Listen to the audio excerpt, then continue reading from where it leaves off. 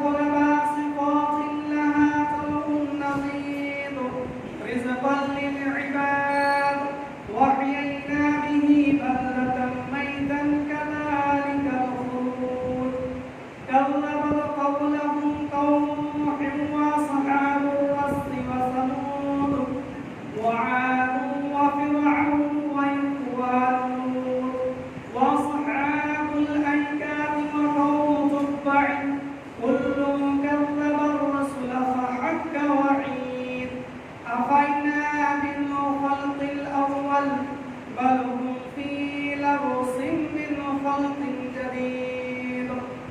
بارك الله لنا ولكم في القرآن العظيم ونفعنا وإياكم بآيات وذكر الحكيم. إنه تعالى جواد كريم مالك بر رؤوف رحيم.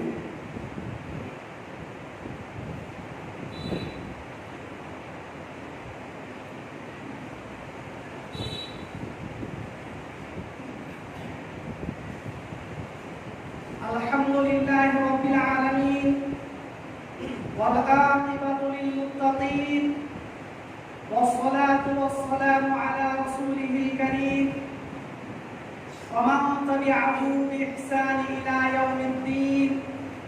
أما بعد، فقد قال الله تبارك وتعالى في كلامه المجيد والفرقانه الحميد: بسم الله الرحمن الرحيم. إن عدة الشهور عند الله 12 شهرا في كتاب الله يوم خلق السماوات والأرض منها 4 حرم. وقال النبي صلى الله عليه وسلم عن أبي سعيد الخدري رضي الله تعالى عنه قال: قال رسول الله صلى الله عليه وسلم: من صام يوما في سبيل الله بعد الله وجهه عن النار 70 خريفا. رواه البخاري ومسلم. وقال الله تبارك وتعالى في موضع آخر: بسم الله الرحمن الرحيم. فأوحينا إلى موسى إلى آخر الآية. وقال النبي صلى الله عليه وسلم عن ابن عباس رضي الله تعالى عنه قال: قدم النبي صلى الله عليه وسلم المدينة فرأى اليهود تصوم يوم عاشوراء، فقال رسول الله صلى الله عليه وسلم: ما هذا؟ قالوا: هذا يوم عظيم أنجى الله فيه موسى وقومه وغرق فرعون وقومه إلى آخر الحديث. وقال النبي صلى الله عليه وسلم عن أبي هريرة رضي الله تعالى عنه قال: قال رسول الله صلى الله عليه وسلم: أفضل الصيام بعد رمضان شهر الله المحرم. সর্বপ্রথমে আমি প্রশংসা করি সেই মহান সুবহানাহু ওয়া তাআলার জন্য, যে মহান সুবহানাহু ওয়া তাআলা আমাদেরকে সৃজন করে, সৃষ্টি করে এই ধরনের বিভিন্ন চত্বরে ছড়িয়ে ছিটিয়ে দিয়েছেন। তিনি আমাদেরকে কেবলমাত্র ছড়িয়ে ছিটিয়ে ক্ষান্ত হননি, বরং আমাদেরকে সরল, সঠিক ও সিরাতে মুস্তাকিম এর পথ দেখানোর জন্য যুগে যুগে বহু নবী, রাসূল ও পয়গম্বর প্রেরণ করেছেন। সেই মহান সুবহানাহু ওয়া তাআলার প্রশংসা করতে গিয়ে আমরা সকলেই তার প্রশংসা এক বাক্যে করতে গিয়ে বলি আলহামদুলিল্লাহ। অতঃপর বিশ্বনবী মুহাম্মদ রাসূলুল্লাহ সাল্লাল্লাহু আলাইহি ওয়াসাল্লাম যার অক্লান্ত পরিশ্রমের জন্য আমরা এই সুন্দর দিন ধর্মে নিজেকে গর্ববোধ মনে করি, সেই মহানবী সাল্লাল্লাহু আলাইহি ওয়াসাল্লামের উপর আল্লাহর শত সহস্র দরুদ ও সালাম বর্ষিত হোক। আল্লাহুম্মা সাল্লি আলাইহি, আল্লাহুম্মা বারিক আলাইহি, আল্লাহুম্মা আমিন। সম্মানিত উপস্থিতি, আমি পবিত্র কোরআনে সূরা তাওবা একটি আয়াত এবং সূরা শুরা থেকে একটি আয়াত, দুটি আয়াত এবং বিশ্বনবী জনাবে মুহাম্মদ রাসূলুল্লাহ সাল্লাল্লাহু আলাইহি ওয়াসাল্লামের মুখনিসৃত বাণী হতে সহিহ বুখারী এবং মুসলিম থেকে কয়েকটি হাদিস পাঠ করেছি। এই কোরআনে আয়াত ও হাদিসকে সামনে রেখে যে বিষয়বস্তু নিয়ে আমি আলোচনা করতে চলেছি সে বিষয়টির নাম হলো সিয়ামু ইয়াউমি আশুরা, আশুরা সিয়াম। এই আশুরা সিয়াম প্রসঙ্গে কয়েকটি কথা বলে আমি আমার ক্ষুদ্রতম আলোচনায় কি করব ইনশাআল্লাহ। ওমা তৌফিক ইল্লা বিল্লাহ, আলাইহি তাওয়াক্কালতু ওয়া ইলাইহি উনীব। ইসলাম দরদি বাবু ভাইরা, মা ও বোনেরা, দেখতে দেখতে প্রায় আরবি বা হিজরি সনে এটা হচ্ছে শেষ মাস। জুলহিজ্জা মাসের আজকে হলো 26 তারিখ।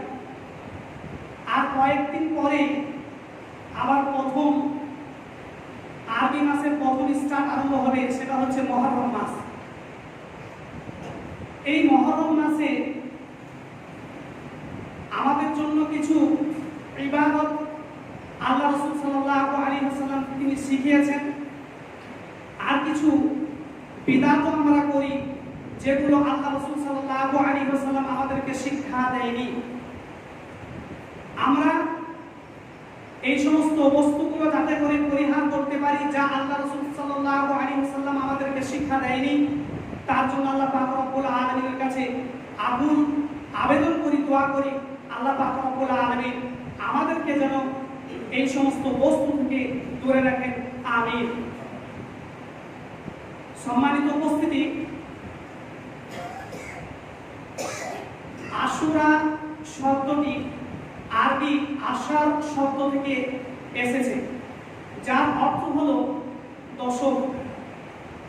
অর্থাৎ মুহররম মাসে 10 তারিখে বলা হয় আশুরাই মুহররম। আল্লাহ সুবহানাহু ওয়া তাআলা পবিত্র কোরআনে সূরা তাওবা সূরা নম্বর 9 আয়াত নম্বর 36 এখানে বলছেন, আল্লাহ পাক রব্বুল আলামিন বলছেন, ইন্না ইদ্দাতাশ শুহুরি ইনদাল্লাহি 12 শাহরান। আল্লাহ সুবহানাহু ওয়া তাআলার কাছে মাসের গণনা 12। এই 12টি মাসের মধ্যে 4টি মাস এমন হয়েছে যে মাসগুলিকে আল্লাহ সুবহানাহু ওয়া তাআলা তিনি হারাম করেছেন, সম্মানিত মাস। এই 4টি মাসের মধ্যে, 4টি সম্মানিত মাসের মধ্যে গুরুত্বপূর্ণ মাস হচ্ছে আল মুহররম। এই মুহররম মাসে 10 তারিখ আল্লাহ রাসূল সাল্লাল্লাহু আলাইহি ওয়াসাল্লাম আমাদেরকে যে ইবাদত করতে বলেছেন, সেই ইবাদত প্রসঙ্গে আমাদেরকে জানতে হবে কি করতে বলেছেন। প্রথমে আসুন জানি যে আশুরা এই যে শব্দটা, এই শব্দটা অ্যাকচুয়াল যেটা পূর্বে আলোচনা করলাম সেটা হচ্ছে 10ই মুহররমকে বলা হয়। আশার শব্দ অর্থ হচ্ছে 10, আর আশুরা শব্দের অর্থ হলো দশম। অর্থাৎ মুহররম মাসের 10ম তারিখকে বলা হয় আশুরা। এই আশুরা মুহররম মাসের 10 তারিখে আল্লাহ রাসূল সাল্লাল্লাহু আলাইহি ওয়াসাল্লাম তিনি সিয়াম রেখেছেন, আমাদেরকে রাখতেও বলেছেন। তিনি সিয়াম রাখার জন্য মানুষকে উদ্বুদ্ধ করেছেন, বলেছেন, সাহাবায়ে কেরাম রাদিয়াল্লাহু আনহুম তিনারাও রেখেছেন। তো এই সিয়াম যে রেখেছিলেন, এই সিয়ামের প্রেক্ষাপট কি কারণে আল্লাহ রাসূল সাল্লাল্লাহু আলাইহি ওয়াসাল্লাম সিয়াম রেখেছিলেন, সাহাবায়ে কেরাম রেখেছিলেন, আমাদেরকে রাখতে বলেছেন, এর প্রেক্ষাপটটা কি কারণে রেখেছেন? যদি আমরা পবিত্র কোরআনের দিকে লক্ষ্য করি, হাদিসের দিকে লক্ষ্য করি, তাহলে বিষয়গুলি স্পষ্ট হবে। চলুন আল্লাহ পাক রব্বুল আলামিন পবিত্র কোরআনে সূরা শুআরা সূরা নম্বর 36, সূরা নম্বর 26, আয়াত নম্বর 63 এখানে আল্লাহ পাক রব্বুল আলামিন বলেছেন, আল্লাহ পাক রব্বুল আলামিন এই পৃথিবীর বুকে এমন কতগুলি বাদশা ছিল যারা নির্মমভাবে মানুষের উপরে জুলুম করত, অত্যাচার করত, জুলুম অন্যায় করত। সামান্য কিছু ভুলের জন্য তাকে মৃত্যুর মুখে ঠেলে দিত, এমনকি তাকে হত্যাও করা হতো। সেই বাদশা সমূহের মধ্যে একজন বাদশা ছিলেন, তার নাম হচ্ছে ফেরাউন। এই ফেরাউন বাদশা আল্লাহ সুবহানাহু ওয়া তাআলাকে মেনে নেয়নি। এই ঘটনা আমরা সকলেই জানি। এর প্রেক্ষাপটটা কি এটা আপনাদেরকে বোঝানোর জন্য কেবলমাত্র আলোচনা করছি। কখনো আল্লাহ পাক রব্বুল আলামিনকে মেনে নেয়নি। সে নির্মমভাবে অত্যাচার জুলুম করত।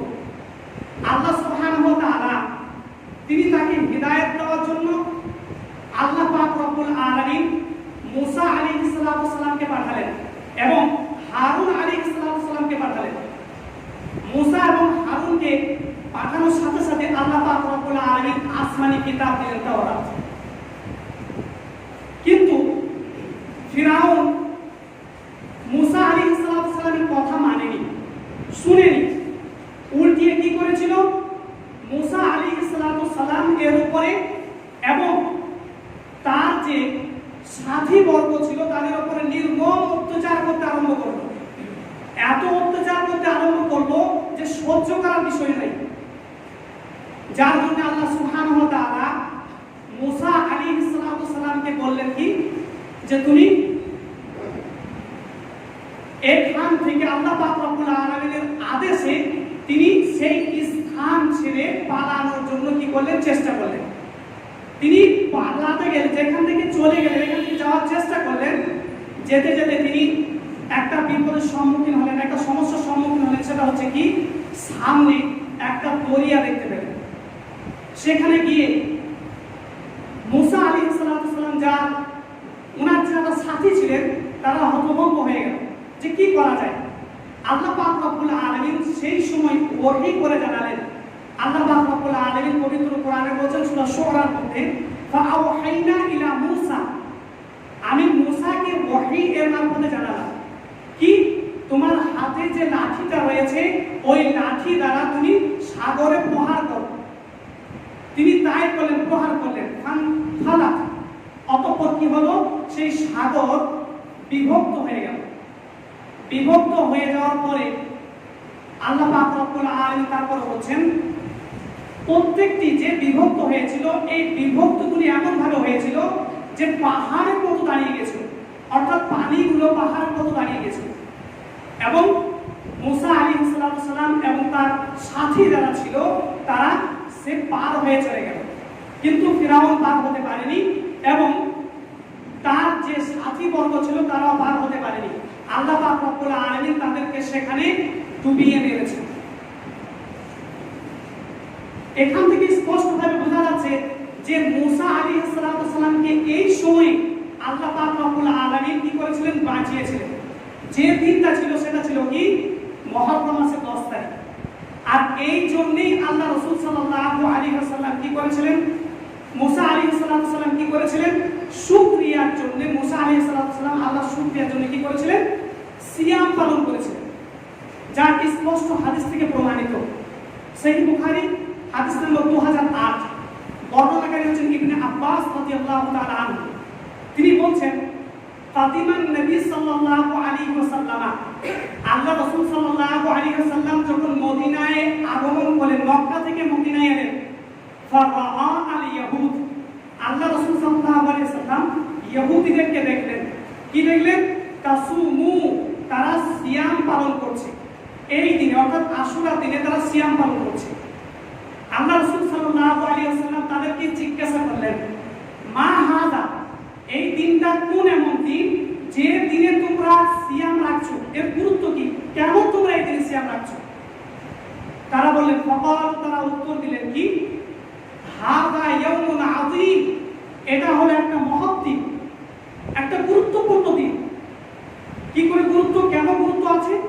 আনজাল্লাহু ফীহি, আল্লাহ পাক রব্বুল আলামিন এই দিনে কি করেছিলেন? পরিত্রাণ দিয়েছিলেন মুসাকে ওয়া কওমহু, এবং তার সাথীবর্গকে, ওয়া গাররাকা ফিরআউনা, এবং ডুবিয়ে মেরেছিলেন ফিরআউনকে, ওয়া কওমহু, এবং তার সাথীবর্গকে। এই জন্য মুসা আলাইহিস সালাম শুকরান, আল্লাহর শুকরিয়া আদায়ের জন্য সিয়াম পালন করেছিলেন, সিয়াম রেখেছিলেন। তখন তারা বললেন, ফানাহনু, এই জন্যই আমরা এই দিনে সিয়াম পালন করি। ফাকাল রাসূলুল্লাহ সাল্লাল্লাহু আলাইহি ওয়াসাল্লাম, আল্লাহ রাসূল সাল্লাল্লাহু আলাইহি ওয়াসাল্লাম তাদের এই কথা শুনে বললেন, ফানাহনু আহাক্কু, আমরা বেশি হকদার। মুসা আলাইহিস সালামের আদর্শের দিক দিয়ে আমরা বেশি হক। ওয়া আউলা বিমূসা মিনকুম, এবং নিকটের দিক দিয়ে আমরা বেশি নিকটতর। অতএব ফাসামাহু, আল্লাহ রাসূল সাল্লাল্লাহু আলাইহি ওয়াসাল্লাম সিয়াম পালন করলেন। ওয়া আমারা বিসিয়ামি, এবং আল্লাহ রাসূল সাল্লাল্লাহু আলাইহি ওয়াসাল্লাম সাহাবায়ে কেরাম রাদিয়াল্লাহু আনহুম এনাদেরকে সিয়াম রাখার জন্য বললেন। এখান থেকে বিষয়টি স্পষ্ট হয় যে আশুরা সিয়াম মূলত মুসা আলাইহিস সালামকে নাজাত দেওয়ার জন্য মুসা যে সিয়াম রেখেছিলেন শুকরিয়ার জন্য, এটা হচ্ছে সেই সিয়াম। তাহলে প্রেক্ষাপটটা হচ্ছে এই জন্য আশুরা সিয়াম যে মুসা আলাইহিস সালাম শুকরিয়া আদায়ের জন্য সিয়াম রেখেছিলেন। এবার আসুন, এই যে সিয়াম, এই সিয়ামটা আল্লাহ রাসূল সাল্লাল্লাহু আলাইহি ওয়াসাল্লাম আমাদেরকে যে রাখতে বললেন, এই সিয়াম যে আমাদেরকে পালন করতে বললেন, তো এই সিয়ামের ব্যাপারে আল্লাহ নবী সাল্লাল্লাহু আলাইহি ওয়াসাল্লাম আমাদেরকে কি শিক্ষা দিয়েছেন? কারণ সেখানে সিয়াম পালন হচ্ছে পূর্ববর্তী লোকেরা সিয়াম পালন করেছিল, ইহুদি নাসারারা সিয়াম পালন করেছিল। তাহলে এই সিয়াম যে আমরা পালন করবো, কেমন ভাবে আমাদেরকে পালন করতে হবে? এক কথায় এই সিয়ামের সংখ্যা কটা, কয়েকটা আমরা সিয়াম পালন করব, এই ব্যাপারে হাদিস থেকে যেটা বোঝা যায় সেটা হচ্ছে সহিহ মুসলিমের হাদিস। বর্ণনাকারী ইবনে আব্বাস তিনি বলেন আল্লাহ রাসূল সাল্লাল্লাহু আলাইহি ওয়াসাল্লাম এই দিনে সিয়াম পালন করতেন। আল্লাহ রাসূল সাল্লাল্লাহু আলাইহি ওয়াসাল্লামকে সাহাবারা বলেন, ইয়া রাসূলুল্লাহ তুআযিমু, এই দিনটাকে সম্মান করে কারা? ইহুদিরা। ইহুদিরা এই দিনটাকে সম্মান করে, অতএব এই দিনে যে সিয়াম রাখছেন তাহলে তাদেরকে সম্মান করা হচ্ছে। আল্লাহ রাসূল সাল্লাল্লাহু আলাইহি ওয়াসাল্লাম কি বললেন যে পরবর্তী বছর, আগামী বছর যদি আমি বেঁচে থাকি, আমরা যদি বাঁচিয়ে রাখি ইনশাআল্লাহ, তাহলে 9 তারিখে আমি সিয়াম পালন করব। এই কথাটা আল্লাহ রাসূল সাল্লাল্লাহু আলাইহি ওয়াসাল্লাম বললেন। তাহলে এখান থেকে প্রমাণ হচ্ছে সেই মুসলিমের হাদিস যে আমাদেরকে সিয়াম পালন করতে হবে দুটি, 9 তারিখ এবং 10 তারিখ। এই 9 এবং 10 তারিখ সিয়ামের ব্যাপারে কারোরই কিন্তু মতবিরোধ নেই, সবাই বলেছে ঠিক। কিন্তু 11 তারিখের ব্যাপারে, 10 এবং 11 তারিখের ব্যাপারে মতানৈক্য রয়েছে। এই ব্যাপারে যে হাদিস বর্ণিত হয়েছে বাইহাকিতে, নাসিরউদ্দিন আলবানী তিনি বলেছেন এটা হচ্ছে যায়ীফ হাদিস। সেখানে বলা হয়েছে কি যে একদিন পূর্বে এবং একদিন পরে, অর্থাৎ 10 তারিখ, মুহররমের 10 তারিখ একদিন পূর্বে একদিন পরে সম্পর্কে যে হাদিসটা বর্ণিত হয়েছে বাইহাকিতে, ইমাম নাসিরউদ্দিন আলবানী হাদিসটাকে যায়ীফ বলেছেন। তবে আরো অনেকে রয়েছেন যারা হাদিসটাকে সহিহ বলেছেন। এবার আসুন ইমাম ইবনুল কাইয়্যিম রাহিমাহুল্লাহ তিনি কি বলছেন? তিনি বলছেন যে সিয়ামু আশুরা, আশুরা সিয়াম সালাসাতু মারাতিব, 3টে এর পদ্ধতি রয়েছে, অর্থাৎ 3টে নিয়ম রয়েছে। প্রথম নম্বর নিয়ম হচ্ছে তিনি বলছেন যে 3টি সিয়াম পালন করা, 3টি সিয়াম পালন, অর্থাৎ 9, 10, 11 এই 3টে সিয়াম পালন করা। তিনি বলছেন এই 3টে সিয়াম পালন করলে এটা পরিপূর্ণ সিয়াম হবে। ওটা ওনার নিজের ব্যক্তিগত মত, আমি আপনাদের সামনে কেবলমাত্র উপস্থাপন করছি। দ্বিতীয় নম্বর যেটা সেটা হচ্ছে যে 2টি সিয়াম রাখা 9 তারিখে এবং 10 তারিখে। তিনি বলছেন সব থেকে বেশি হাদিস বর্ণিত হয়েছে 9 তারিখ এবং 10 তারিখ প্রসঙ্গে, এগুলো সহিহ হাদিস। আর একটি মাত্র সিয়াম পালন করা সেটা হচ্ছে কি 10 তারিখে। কারণ বলা আছে যে ইহুদিদের বিরুদ্ধে আচরণ করতে হবে, ওদের বিরোধিতা করতে হবে। তো 10 তারিখে যদি সিয়াম পালন করা যায় তাহলে তাদের বিরোধিতা হচ্ছে কিনা, কেবলমাত্র যদি 10 তারিখে সিয়াম পালন করা যায় তাহলে তিনি বলছেন যাতে কোনো দোষ নেই। দোষ কি করে নেই? উনি যেটা বোঝাচ্ছেন সেটা হচ্ছে যে সেই দিনটা তারা খুশি পালন করত, ঈদ হিসাবে পালন করত, খুশি হিসাবে। কিন্তু আমরা তো খুশি হিসাবে পালন করছি না, তাহলে এটা বিরোধিতা হচ্ছে। যাই হোক, একটাই কথা বলি, সেটা হচ্ছে আফজাল দিক যেটা সেটা হচ্ছে 9 তারিখ এবং 10 তারিখ, এটাই হচ্ছে আফজাল। কেউ যদি বলে আমি 10, 11 রাখবো তাহলে রাখতে পারে, কারণ অন্যান্য আইম্মা একরাম এটা মত দিয়েছেন সেই হিসাবে। কিন্তু ইমাম নাসিরউদ্দিন আলবানী হাদিসটাকে যায়ীফ বলেছেন। এবার আসুন এই সিয়ামের গুরুত্ব কি, ফজিলত কি রয়েছে। ফজিলত প্রসঙ্গে আল্লাহ রাসূল সাল্লাল্লাহু আলাইহি ওয়াসাল্লাম কি বলেছেন? আল্লাহ রাসূল সাল্লাল্লাহু আলাইহি ওয়াসাল্লাম এর ফজিলত সম্পর্কে যেটা প্রমাণ হয় আল্লাহ রাসূল সাল্লাল্লাহু আলাইহি ওয়াসাল্লামের থেকে, সেটা হচ্ছে সহিহ মুসলিমের হাদিস, সহিহ বুখারীর হাদিস এবং সহিহ মুসলিমের হাদিস থেকে প্রমাণ হয়। আল্লাহ রাসূল সাল্লাল্লাহু আলাইহি ওয়াসাল্লাম তিনি বলছেন, বর্ণনাকারী হচ্ছেন ইবনে আন আবি সাঈদ আল-খুদরি রাদিয়াল্লাহু তাআলা আনহু, আবু সাঈদ খুদরি রাদিয়াল্লাহু তাআলা আনহু থেকে বর্ণিত। তিনি বলছেন আল্লাহ রাসূল সাল্লাল্লাহু আলাইহি ওয়াসাল্লাম তিনি বলেছেন কি, মান সামা, যে ব্যক্তি সিয়াম পালন করবে, যে ব্যক্তি সিয়াম রাখবে, সেই বুখারীর হাদিস 2840 নম্বর হাদিস, যে ব্যক্তি সিয়াম পালন করবে, একটি মাত্র সিয়াম, ফি সাবিলিল্লাহ, আল্লাহর রাস্তায়, আল্লাহকে খুশি করার উদ্দেশ্যে, আল্লাহকে রাজি করার উদ্দেশ্যে, বা'আদাল্লাহু ওয়াজহাহু আনিন নাস 70 খরিফা, আল্লাহ পাক রব্বুল আলামিন তার মুখমণ্ডলকে জাহান্নাম থেকে 70 বছরের পথ দূরে সরিয়ে দিবেন। সুবহানাল্লাহ। এখানে নফল সিয়ামের কথা বলা হয়েছে, আর এই সিয়ামটা হচ্ছে নফল সিয়াম। নফল সিয়ামটা ফরজ সিয়ামের পরবর্তীতে প্রমাণ করছি। এখান থেকে যেটা প্রমাণ হয় সেটা হলো, যদি আমরা নফল সিয়াম রাখি আল্লাহকে সন্তুষ্ট করার জন্য, আল্লাহকে রাজি করার জন্য, তাহলে আমাদের জন্য খুবই অভাব রয়েছে।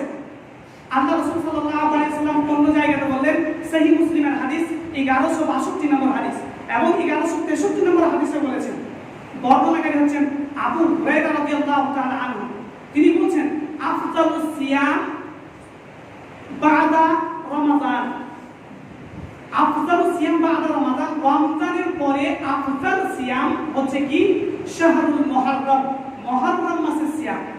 রমজানের পরে আফদাল সিয়াম হচ্ছে মুহররম মাসের সিয়াম। তাহলে এই হাদিস থেকে বোঝা যাচ্ছে কি, যে আল্লাহ রাসূল সাল্লাল্লাহু আলাইহি ওয়াসাল্লাম মুহররম মাসে যে দুটি সিয়াম রয়েছে, এই সিয়ামের গুরুত্ব বুঝিয়েছে। অন্য জায়গায় দেখেন আল্লাহ রাসূল সাল্লাল্লাহু আলাইহি ওয়াসাল্লাম বলেন, সহিহ মুসলিমের হাদিস, আল্লাহ রাসূল সাল্লাল্লাহু আলাইহি ওয়াসাল্লাম বলেন, সিয়ামু ইয়াউমি আশুরা, আশুরার দিনে সিয়াম, আহতাসিবু, আমি এটা ধারণা করি। কি ধারণা করি? আইয়ুকাফিরাস সানাতাল্লাতী ক্বাবলাহু, যে কেউ এই সিয়াম পালন করবে, যে কেউ এই সিয়াম পালন করবে, আল্লাহ পাক রব্বুল আলামিন তার পূর্বের 1 বছরের গুনাহ মোচন করে দেবেন। সুবহানাল্লাহ। তবে গুনাহটা হচ্ছে সাগীরা গুনাহ। এই গুনাহ প্রসঙ্গে ইমাম নববী রাহিমাহুল্লাহ তিনি বলেন যে এখানে যে গুনাহর কথা বলা হয়েছে, এই গুনাহগুলো হলো সাগীরা গুনাহ, কাবীরা গুনাহ নয়। ইমাম শাইখুল ইসলাম ইমাম ইবনে তাইমিয়া রাহিমাহুল্লাহ তিনি বলেন যে এখানে যে গুনাহর কথা বলা হয়েছে, এগুলো হলো সাগীরা গুনাহ, কাবীরা গুনাহ নয়। যাই হোক, সাগীরা গুনাহ হোক না কেন, আমাদের জন্য যেটা কাজ সেটা হচ্ছে, যে কাজে আল্লাহ রাসূল সাল্লাল্লাহু আলাইহি ওয়াসাল্লাম ফজিলত বেশি বর্ণনা করেছেন এবং সহিহ দ্বারা প্রমাণিত, সেই সমস্ত জিনিসগুলোকে আমাদের আগে পালন করতে হবে, আগে মানতে হবে। কারণ আল্লাহ রাসূল সাল্লাল্লাহু আলাইহি ওয়াসাল্লাম এই বিষয় সম্পর্কে ফজিলত প্রসঙ্গে আলোচনা করেছেন, অতএব আমাদের এগুলাকে গ্রহণ করতে হবে। এবার আসুন, এই সিয়াম ফরজ না সুন্নাত, এই প্রসঙ্গে যদি হাদিস থাকে তাহলে সেখানে স্পষ্টভাবে পাবেন এই সিয়াম কিন্তু পূর্বে যুগে যেটা ছিল সবাই ঐকমতে সেটা ফরজ ছিল, কিন্তু পরবর্তী সময়ে সেটা কি হয়ে যায়, সবারই ঐকমতে এটা কি হয়, সুন্নাত বলে প্রমাণিত হয়। এটা সুন্নাত সিয়াম। সুন্নাত সিয়াম ব্যাপারে আল্লাহ রাসূল সাল্লাল্লাহু আলাইহি ওয়াসাল্লাম যে ফজিলত বললেন, এই ফজিলতই হচ্ছে আমাদের জন্য শ্রেষ্ঠ। অতএব এই ফজিলতকে উপলক্ষ করে, লক্ষ্য করে আমাদেরকে সিয়াম পালন করতে হবে। আল্লাহ সুবহানাহু ওয়া তাআলার কাছে দোয়া করব, আল্লাহ পাক রব্বুল আলামিন আমাদের সকলকে যেন তৌফিক দান করেন, যাতে করে আমরা মুহররম মাসে দুটি সিয়াম পালন করতে পারি। আমিন। এবার আসুন, এই সিয়াম অনেকেই মতে যে এই সিয়াম এসেছে, অনেকের ভাবধারা আছে যে আলী, এই সিয়াম আলী রাদিয়াল্লাহু তাআলা আনহু, অর্থাৎ এই সিয়াম হোসেন হাসান এর জন্য, যে কারবালা যে ঘটনা হয়েছিল, এই ঘটনাকে উপলক্ষ করে কিছু মানুষের ধারণা আছে যে এই জন্য এই সিয়ামকে পালন করা হয়, কিন্তু এটা পুরাটাই ভুল কথা, ভ্রান্ত কথা। কারণ কারবালা ঘটনা যখন হয় তখন আল্লাহ নবী সাল্লাল্লাহু আলাইহি ওয়াসাল্লামের মৃত্যু 50 বছর পরে হয়, তাহলে এটার সঙ্গে সেটা কোনো সম্পর্ক নেই। অতএব সম্পর্ক না থাকার কারণে আমাদের যে ধ্যান ধারণা রয়েছে, এই ধ্যান ধারণা কিন্তু ঠিক না। যদি আমরা এই ধ্যান ধারণার উপরে আমল করে যাই, এই কথার উপরে বিশ্বাস করে আমরা আমাদের আমলকে টিকে রাখি তাহলে জেনে রাখবেন সওয়াব হবে না, বরঞ্চ কি হবে, এটা বিদআতে পরিণত হবে। আর আল্লাহ রাসূল সাল্লাল্লাহু আলাইহি ওয়াসাল্লাম বলেছেন কি, প্রত্যেকটি বিদআত হলো গুমরাহি, আর প্রত্যেকটা যে গুমরাহি যে জিনিসগুলো রয়েছে এগুলো মানুষকে জাহান্নামের দিকে নিয়ে যাবে। কুল্লু বিদআতিন দালালা ওয়া কুল্লু দালালাতিন ফিন্নার। অতএব আমাদেরকে এই ধ্যান ধারণা রাখলে হবে না, এই ধ্যান ধারণা থেকে আমাদেরকে দূরে সরে থাকতে হবে, এই ধ্যান ধারণা আমাদের মনে আসলে হবে না। আল্লাহ সুবহানাহু ওয়া তাআলা এবং আল্লাহ রাসূল সাল্লাল্লাহু আলাইহি ওয়াসাল্লাম যে বিধান আমাদেরকে দিয়েছেন সেই বিধান অনুযায়ী আমাদেরকে চলতে হবে। সেই বিধান অনুযায়ী যদি আমরা না চলি তাহলে যে সবটুকুই করবেন আপনি, যে কাজটুকুই করবেন সেই কাজটুকুই আপনার মাইনাস হবে, প্লাস কখনোই হবে না। অতএব আল্লাহ রাসূল সাল্লাল্লাহু আলাইহি ওয়াসাল্লাম যে উদ্দেশ্যে সিয়াম পালন করেছেন, যে উদ্দেশ্যে সিয়াম রাখতে বলেছেন, সেই উদ্দেশ্যে, সেই নিয়তে, সেই আশা রেখে আমাদেরকে সিয়াম পালন করতে হবে। নচেত আমরা কিন্তু এই সিয়াম যে সওয়াব রয়েছে এই সওয়াব কিন্তু আমরা পাবো না, এই সিয়ামের অধিকারী, সওয়াবের অধিকারী আমরা হতে পারবো না, কারণ এই সিয়ামের অত্যাধিক ফজিলত বর্ণিত হয়েছে। দেখুন আয়েশা রাদিয়াল্লাহু তাআলা আনহা থেকে একটা হাদিস বর্ণিত হয়েছে, যেটা পাবেন সহিহ বুখারী হাদিস নম্বর 2003 নম্বর হাদিস। আয়েশা রাদিয়াল্লাহু তাআলা আনহা তিনি বলছেন যে আল্লাহ রাসূল সাল্লাল্লাহু আলাইহি ওয়াসাল্লাম এই দিনে সিয়াম পালন করতেন এবং মানুষকে সিয়াম রাখার জন্য বলতেন। মানুষ যাতে করে সিয়াম রাখে এই কথা আল্লাহ রাসূল সাল্লাল্লাহু আলাইহি ওয়াসাল্লাম বলতেন, সাহাবাদেরকে আদেশ দিতেন।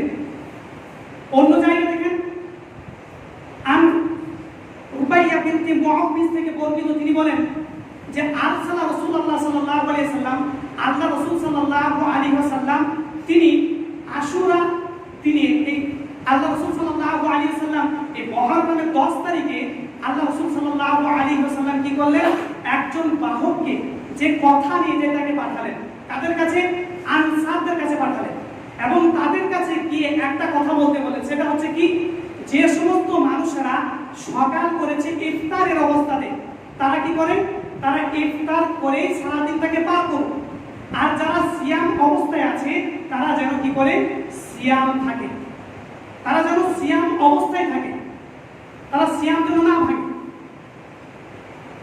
রাবি বলছেন যে আমরা কি করতাম, আমরা তো পরবর্তীতে সিয়াম রাখতাম, আমরা আমাদের শিশুদেরকে নুসাব্বিহুমা, আমরা আমাদের শিশু বাচ্চাদেরকে কি করতাম, সিয়াম রাখাতাম, তাদেরকে অভ্যস্ত করতাম এবং তাদেরকে খেলনা দিয়ে ভুলিয়ে দিতাম।